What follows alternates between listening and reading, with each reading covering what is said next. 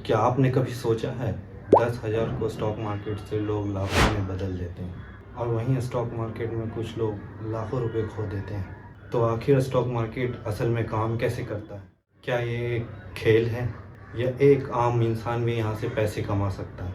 तो आज इस वीडियो में मैं आपको पूरी कहानी समझाने वाला हूँ।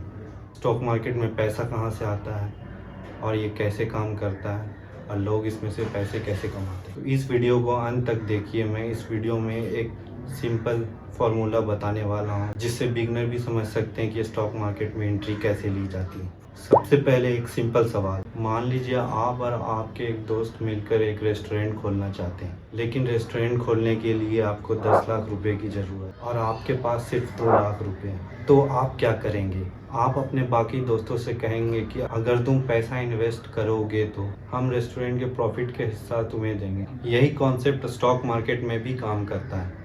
जब किसी कंपनी को बिजनेस बढ़ाने के लिए पैसा चाहिए होता है तो वो अपने बिजनेस के छोटे छोटे हिस्से लोगों को बेच देती है। इस हिस्से को हम शेयर कहते हैं। स्टॉक मार्केट में 3 मुख्य चीज़ें होती हैं: company, investor, traders, stock exchange. Company अपने शेयर्स मार्केट में लाती है ताकि उन्हें पैसे मिल सके। कंपनी आईपीओ के माध्यम से फंड रेज करती है। आईपीओ यानी इनिशियल पब्लिक ऑफरिंग। जब कंपनी आईपीओ लाती है तो लोग पहली बार उसके शेयर खरीद सकते हैं। जो लोग शेयर खरीदते हैं उन्हें कहते हैं इन्वेस्टर। ये लोग 2 कारण से शेयर खरीदते हैं। फ्यूचर में कंपनी ग्रो करेगी, शेयर प्राइस बढ़ेगा।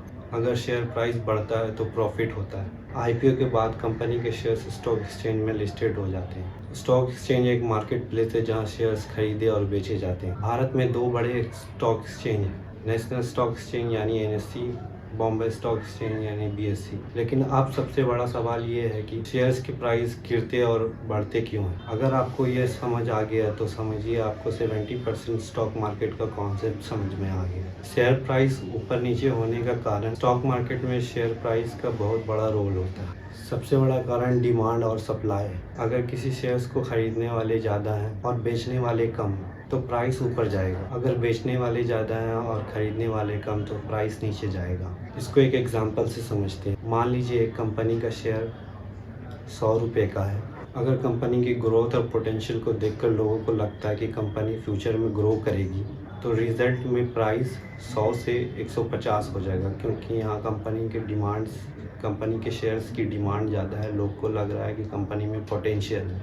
इसी तरीके से कंपनी अगर लॉस में आ जाती है तो शेयर के प्राइस गिरने लगेंगे। लोगों को लगेगा इसमें ग्रोथ नहीं है, तो इसका रिजल्ट प्राइस 100 से 80 रुपीज़ में आ जाएगा। अब इसे रियल लाइफ एग्जांपल से समझते हैं। मान लीजिए 2010 में किसी इन्वेस्टर ने किसी आईटी कंपनी के शेयर्स को खरीदा 100 रुपये। कंपनी लगातार ग्रोथ करती गई, रेवेन्यू बढ़ा, प्रॉफिट बढ़ा, बिजनेस एक्सपैंड हुआ। धीरे धीरे इन्वेस्टर का ट्रस्ट भी बढ़ता गया और 10 साल बाद वही शेयर 100 से 2000 तक पहुंच गया। अगर किसी ने 10,000 इन्वेस्ट किए होते तो वो लगभग 2 लाख तक बन जाता। यही रीज़न है कि दुनिया के बड़े बड़े इन्वेस्टर्स जैसे कि वॉरेन बफेट हमेशा कहते हैं अच्छी कंपनी में लॉन्ग टर्म इन्वेस्टमेंट सबसे पावरफुल स्ट्रैटेजी है। तो आसान भाषा में समझे तो स्टॉक मार्केट में 3 सिंपल चीज़ें होती है। कंपनी पैसा उठाती है, इन्वेस्टर्स शेयर्स खरीदते हैं, डिमांड और सप्लाई से शेयर प्राइस ऊपर और नीचे होता है।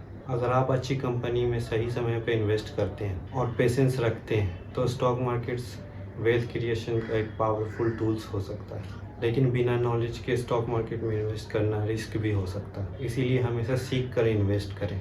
अगर आपको लगता है कि कोई आपको हाथ पकड़ के स्टॉक मार्केट सिखाए जीरो से, तो इस चैनल को सब्सक्राइब कीजिए, लाइक कीजिए, शेयर कीजिए, कमेंट कीजिए और बेल नोटिफिकेशन को प्रेस कीजिए ताकि आने वाली सारी वीडियोस की अपडेट आप तक पहुंचती रहे। इसी के साथ इस वीडियो में विदा लेता हूं दोस्तों। Thank you.